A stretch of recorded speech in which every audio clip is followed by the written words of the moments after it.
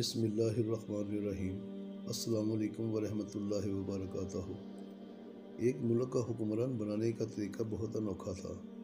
وہ ہر سال کے پہلے دن اپنا بادشاہ بدل لیتے تھے۔ سال کے آخری دن جو بھی سب سے پہلے ملک کی حدود میں داخل ہوتا تو اسے نیا بادشاہ منتخب کر لیتے اور موجودہ بادشاہ کو علاقہ غیر یعنی ایک ایسی جگہ چھوڑ آتے جہاں صرف سانپ بچھو تھے اور کھانے پینے کے لیے کچھ بھی نہ تھا۔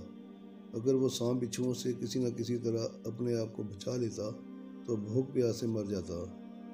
کتنے ہی بادشاہ ایسے ہی ایک سال کی بادشاہی کے بعد اس علاقہ غیر میں جا کر مر گئے۔ اس دفعہ شہر میں داخل ہونے والا نوجوان کسی دور دراز کے علاقے کا لگ رہا تھا۔ سب لوگوں نے آگے بڑھ کر اسے مبارک دی اور اسے بتایا کہ آپ کو اس ملک کا بادشاہ چن لیا گیا ہے، اور اسے بڑے اعزاز کے ساتھ محل میں لے گئے۔ وہ حیران بھی ہوا اور بہت خوش بھی۔ تخت پر بیٹھتے ہی اس نے پوچھا کہ مجھ سے پہلا بادشاہ کہاں گیا؟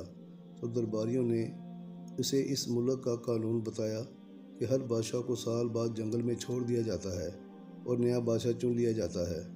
یہ سنتے ہی وہ ایک دفعہ تو پریشان ہوا، لیکن پھر اس نے اپنی عقل کو استعمال کرتے ہوئے کہا کہ مجھے اس جگہ لے کر جاؤ جہاں تم بادشاہ کو چھوڑ کر آتے ہو۔ درباریوں نے سپاہیوں کو ساتھ لیا اور بادشاہ سلامت کو وہ جگہ دکھانے جنگل میں لے گئے۔ بادشاہ نے اچھی طرح اس جگہ کا جائزہ لیا اور واپس آ گیا۔ اگلے دن اس نے سب سے پہلا حکم یہ دیا کہ محل سے علاقہ غیر تک ایک سرسبز و شاداب راستہ بنایا جائے اور اس جگہ کے بیچوں بیچ ایک ایسی رہائش تعمیر کی جائے جس میں ہر قسم کی سہولت ہو اور اس کے ارد گرد خوبصورت باغ لگائے جائیں۔ بادشاہ کے حکم پر عمل ہوا اور تعمیر شروع ہو گئی۔ کچھ ہی عرصہ میں سڑک اور محل وغیرہ بن کر تیار ہو گئے۔ ایک سال کے پورے ہوتے ہی بادشاہ نے درباریوں سے کہا کہ اپنی رسم پوری کرو اور مجھے وہاں چھوڑ آؤ جہاں مجھ سے پہلے بادشاہوں کو چھوڑ کر آتے تھے۔ درباریوں نے کہا کہ بادشاہ سلامت، اس سال سے یہ رسم ختم ہو گئی کیونکہ ہمیں ایک عقل مند بادشاہ مل گیا ہے۔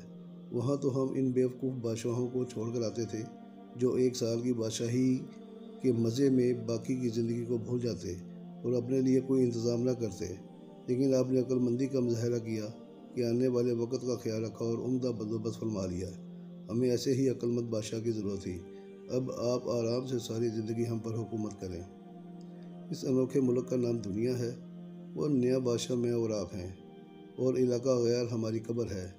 اب آپ خود فیصلہ کر لیجئے کہ کچھ دن بعد ہمیں بھی یہ دنیا والے ایک ایسی جگہ چھوڑ آئیں گے تو کیا ہم نے عقل مندی کا مظاہرہ کرتے ہوئے وہاں اپنا محل اور باغات تیار کر لیے ہیں، یا بیوقوف بن کر اسی چند روزہ زندگی کے مزے میں لگے ہوئے ہیں اور دنیاوی زندگی کی ایک مخصوص مدت شاہی انداز سے گزار کر ضائع کر رہے ہیں؟